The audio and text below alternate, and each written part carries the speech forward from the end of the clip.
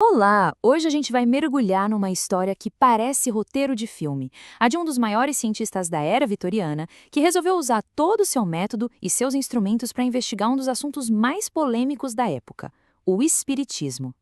Pois é, a pergunta que guia a nossa análise de hoje é exatamente essa. O que será que acontece quando um homem da ciência, totalmente acostumado com o que é concreto, com o que se pode medir e prever, decide se enfiar de cabeça no mundo das sessões espíritas, das mesas que flutuam e das aparições? Bom, vamos lá então. Esse aqui é o nosso protagonista, Sir William Crookes. E é muito importante entender uma coisa. Ele não era um cientista qualquer, um aventureiro. Muito pelo contrário, ele era um verdadeiro pilar da ciência britânica, um cara cuja reputação era toda construída em cima de precisão e de descobertas bem palpáveis. E para não deixar dúvida, dá uma olhada nessas credenciais. Crookes era membro da Royal Society, que era tipo o clube dos maiores cientistas do mundo. Ele descobriu um elemento químico da tabela periódica, o tálio. Foi um dos primeiros a usar fotografia para estudar estrelas, inventou aparelhos científicos, os livros dele eram usados nas universidades. Ou seja, estamos falando de uma mente brilhante, um peso pesado da ciência daquele tempo. E o mais interessante é a mentalidade com que ele entrou nessa. Ele não chegou como alguém que já acreditava em tudo. A abordagem dele era de um cético de carteirinha. O raciocínio era simples. Se existe uma força invisível por aí que consegue levantar uma mesa pesada, essa mesma força deveria, no mínimo, ser capaz de mover a agulha de um aparelho científico supersensível no laboratório dele. Ele queria provas, sabe?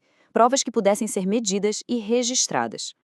E foi com essa cabeça de cientista que ele começou a fazer o que sabia de melhor: catalogar, de forma bem sistemática, tudo aquilo que ele dizia estar testemunhando.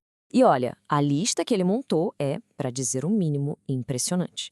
Primeiro, ele registrou ter visto, e não foi uma vez só, mesas de jantar enormes e cadeiras pesadas simplesmente saírem do chão e passearem pela sala. E ele fazia questão de dizer que isso acontecia sem ninguém estar tocando nos objetos, muitas vezes com a sala iluminada, e dentro da casa dele. E se isso já parece estranho, a coisa fica ainda mais bizarra. Crookes descreveu o aparecimento de mãos que às vezes brilhavam no escuro e que pareciam se formar do nada a partir de uma espécie de névoa. Ele contou que essas mãos tocavam nas pessoas, entregavam flores e até tocavam instrumentos musicais.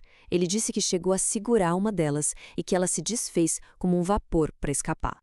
Agora, talvez a alegação mais chocante de todas seja a de levitação de pessoas. Crookes jurou ter visto um médium muito famoso na época, chamado Daniel Douglas Home, flutuar no ar, sair completamente do chão, em 3 ocasiões diferentes. E ele sempre ressaltava que tinha total liberdade para observar, para chegar perto, o que na cabeça dele tornava o fenômeno real. E para fechar essa lista de coisas impossíveis, tem a tal da escrita direta. Pensa na cena. Ele descreve uma mão luminosa aparecendo, pegando um lápis que estava com ele e escrevendo uma mensagem numa folha de papel. Tudo isso enquanto ele mesmo segurava a médium para garantir que não era truque. E aqui a gente chega no coração do dilema. O próprio Crookes estava em um conflito gigantesco. Essas palavras dele mostram bem a briga que estavam acontecendo dentro da cabeça dele. De um lado, todo o treinamento científico dizendo que aquilo era impossível, que violava as leis da física. Do outro, os próprios olhos, os próprios sentidos dizendo que, bem, que aquilo estava acontecendo na frente dele. De todas as investigações que ele fez, nenhuma ficou tão famosa ou foi tão detalhada quanto o trabalho dele com uma médium bem jovem chamada Florence Cook e a entidade que supostamente se manifestava através dela, uma tal de Katie King. Para tentar entender o que estava acontecendo ali, Crookes montou um procedimento quase de laboratório. Era um passo a passo bem definido. A médium entrava numa salinha, um gabinete. Lá dentro, ela entrava em transe, caía no chão, e aí a tal da Katie King saía de lá, já materializada, e ficava disponível para os testes e observações do cientista. E isso nos leva ao momento chave de toda essa investigação, o que ele considerou a prova absoluta. Ele conta que num certo dia entrou nesse gabinete com uma lâmpada especial e viu as duas ao mesmo tempo. A Florence Cook deitada no chão em transe profundo e a figura da Katie King em pé do lado dela. E para ter certeza de que não era a mesma pessoa, Crookes fez o que um bom cientista faz: coletou dados. Ele mediu a altura e viu que a Kate era bem mais alta que a Flores. Reparou que a cor do cabelo era diferente, a pele da Kate era perfeita, sem uma cicatriz que a Florence tinha no pescoço. Ele chegou a medir o pulso das duas e os batimentos cardíacos eram consistentemente diferentes. Bom, depois de ver tudo isso, a pergunta que fica é: mas afinal, qual é a explicação para isso?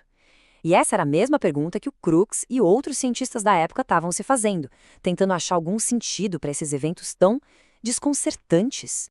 E as teorias que eles consideraram iam de um extremo ao outro. Claro, a primeira era fraude, truque de mágica.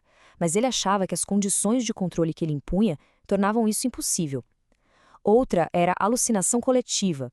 Mas como explicar grupos de pessoas vendo exatamente os mesmos detalhes?